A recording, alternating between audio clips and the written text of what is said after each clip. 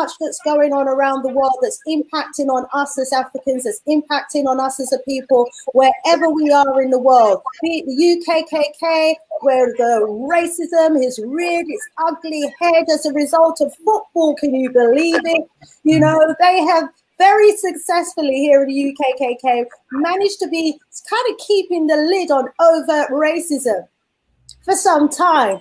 But 3 young Africans who were in the final, who actually contributed to taking England to the finals, the European finals in football, all happened to miss the goal when, you know, it came to the penalties. As a result, ancestral work.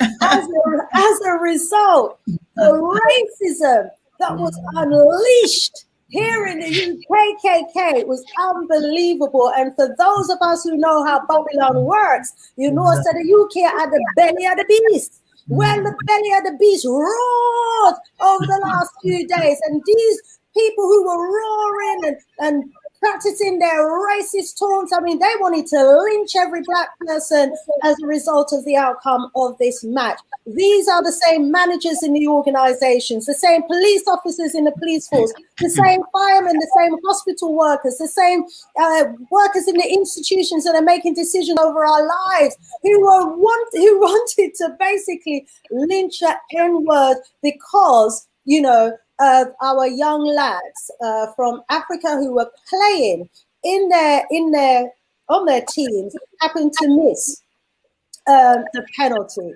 And, you know, this is just symptomatic really of the racism that exists across the continent, across the world, because we're in a system, as we know, that is controlled by Europeans and, you know, is infested with racism. As Dr. Abu would say, racism is the real virus that we're suffering. And that racism that we are suffering in the UKKK and many of us are victims of around the globe is no different to what's going on in South Africa right now.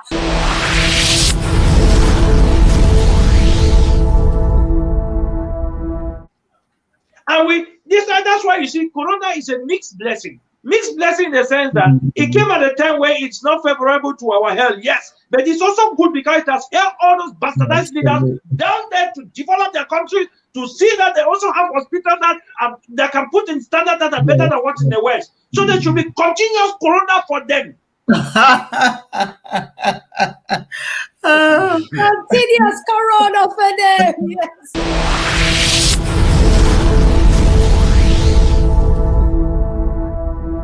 Let's go over to Sister Sheila for some opening remarks. I give so much thanks for this platform. As I was listening to my people speak, I thought, what a wonderful, wonderful platform that we come to air our stories. We come to talk about what's happening to us from the very different platforms where we are, different countries we are, and we speak. And together we come up with this melting pot of ideas and diverse views of approaching the same problem. So I give so much thanks. We need more platforms like this. So Sister Shanice, big up. My panelists, big up. The viewers, big up as well.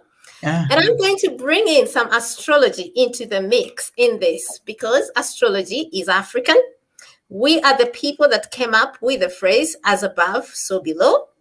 So whatever is happening up there in the skies is happening with us, to us as well. And religion came and criminalized or demonized astrology. So around the 10th, 11th, 12th was the new moon. So the 10th was the new moon. And the new moon was happening in Cancer. Now, new moon is a time of new beginnings. Cancer is also ruled by the moon. The moon is our emotions. Whenever you have a new moon, it means the sun and the moon. I'm teaching you crash course in astrology. Whenever you have the new moon, because this is how we used to look at time. We used to use the moon to do time. We didn't use this Gregorian calendar, which starts in the middle and just displaces us completely. But I tell you, Babylon, they use the moon. If you look at the way they've been even giving the times in the UK, the times Boris Johnson has been giving his speeches on Corona and everything, they've always tied with something happening above. So he has been riding on the airs. They have a government astrologist, I bet you, because it cannot be coincidental. Even the time the time this Euro Cup has been playing, those dates has always been happening at a time the energies are in favor of them. So they have blinded us to astrology, whereas we have the phrase that says, as above, so below. So on the 10th, we had the new moon. The new moon means the sun and the moon are in the same sign. They were in the sign of Cancer. Cancer is the sign of family, is the sign of emotions. And this Cancer is also ruled. Every house is ruled by a planet. So the moon rules Cancer. So the moon was in its home. So it was it was a time for emotions to be rife in the air. We begin from there. There is a planet called Mercury. Mercury was in Gemini. Mercury is also the leader of Gemini as well. And Mercury is when you say someone is mercurial, it's a very temperamental sign.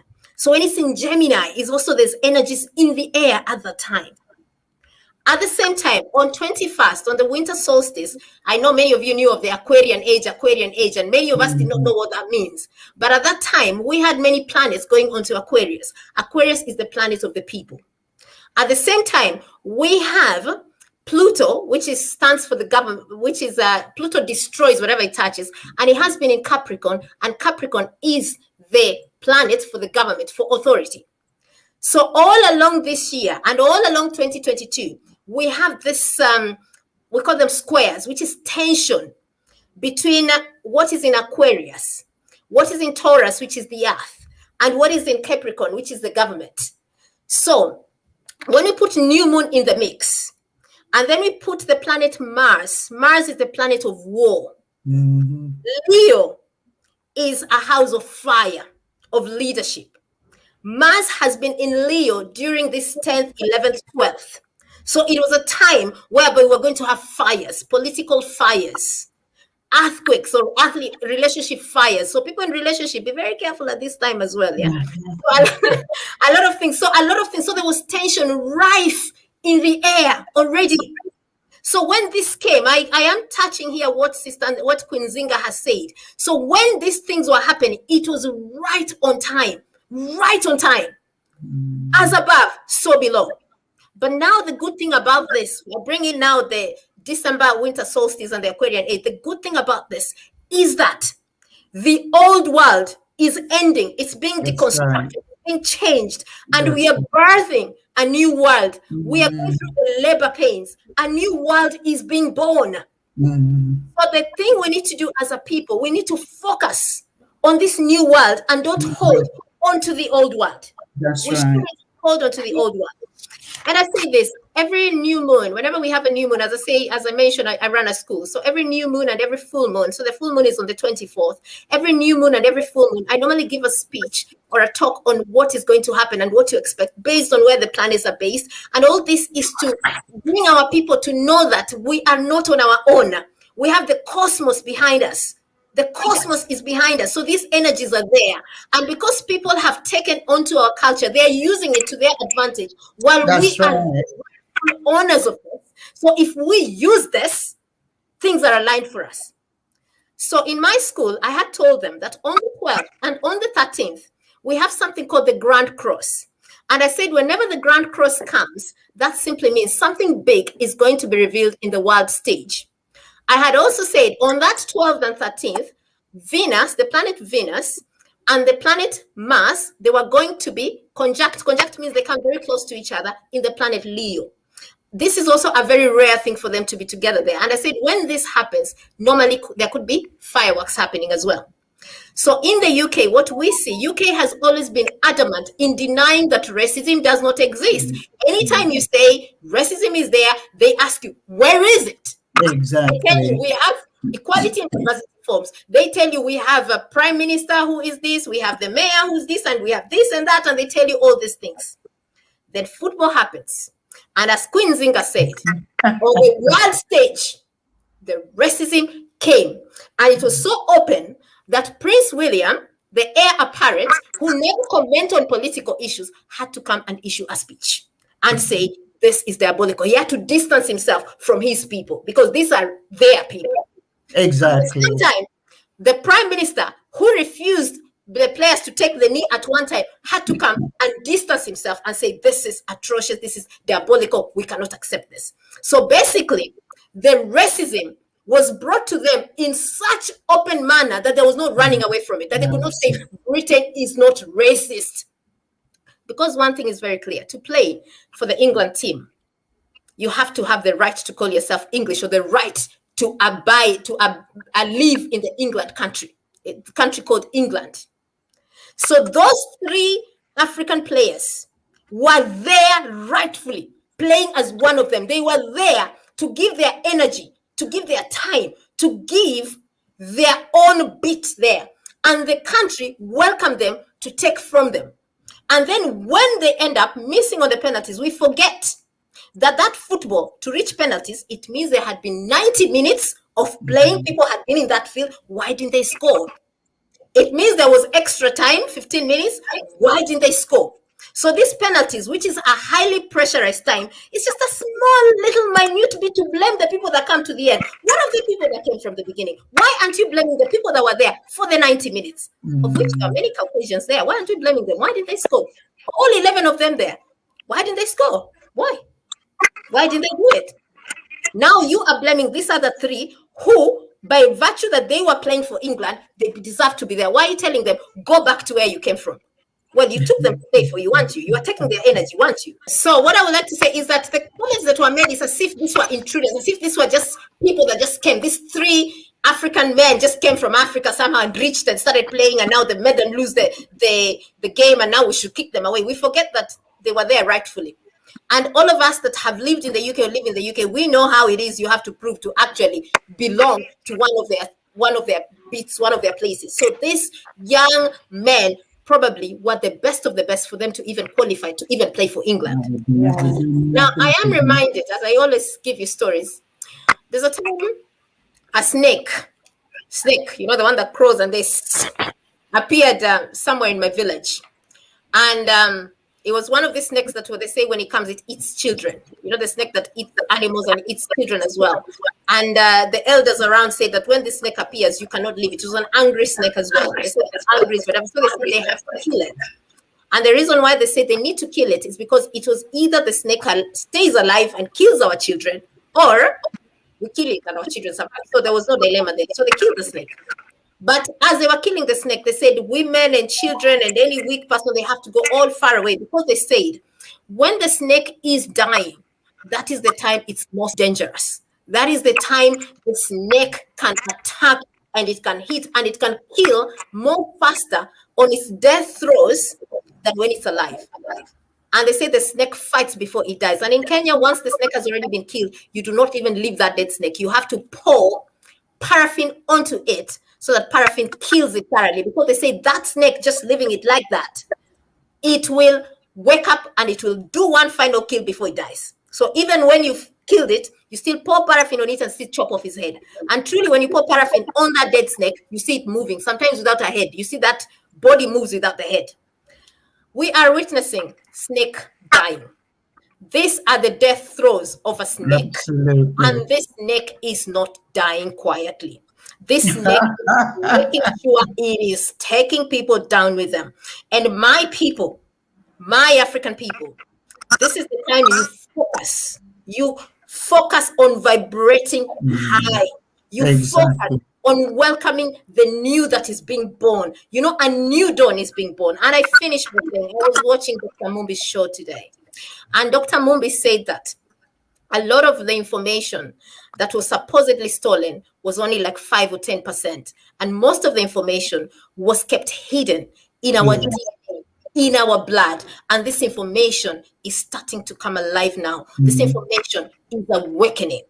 And it's awakening by conversations like this. It's awakening by coming with our people like this. And we've reached that point. We are coming alive. And as we're coming alive like this, we should not be distracted and focus on the things that we are leaving behind. We are going through labor. A new dawn is being born for us as a people. We focus on that. And we know that all the cooperative components in the universe, they are beaming their positive gaze around us. And we are winning all these confrontations, all these fights, all these things. We are winning them. And it's about time. I give thanks. Rise up, Sister Sheila. Powerful message to the people there. We are birthing a new dispensation. These are the birthing pains that we're going through. And Babylon, as it is falling, it is just throwing out fire and trying to consume all it can as it falls. Rise up, rise up. Let me start from the bottom this time with Sister Enzinger. Okay, family. Greetings. Welcome all the panel. Three things I want to focus on. One, the missed penalties was the ancestors, because we need to wake up. You know, so many of us are asleep in this illusion of everything is good and nice. So that was a wake-up call for us from the ancestors. Anytime you see something happening, there is a reason behind it, and we need to look behind it. So that was one thing. We then had Haiti and what was happening in Haiti in terms of the US and the French and their interference in the management of Haiti and the killing, obviously, of the president. Whilst we don't condone the killing of anyone, and especially people who look like us, we also have to look at the behavior of these people when they get into leadership positions. Are they serving the interest of our people, or are they serving Western interests and their own self-advancement?